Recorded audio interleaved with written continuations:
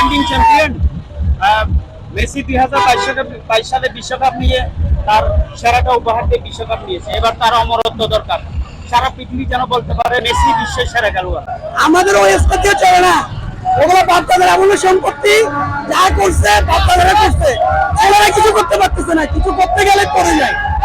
আমি বলতে চাই পেনাল্টি একটা খেলার অংশ, পেনাল্টি হয় বিদায় পেনাল্টি দেওয়া হয়। এখানে জোরপূর্বক কারো বাপদাদার সম্পত্তি না ফিরা যে আমি বললাম আমাকে পেনাল্টি দিতে হবে।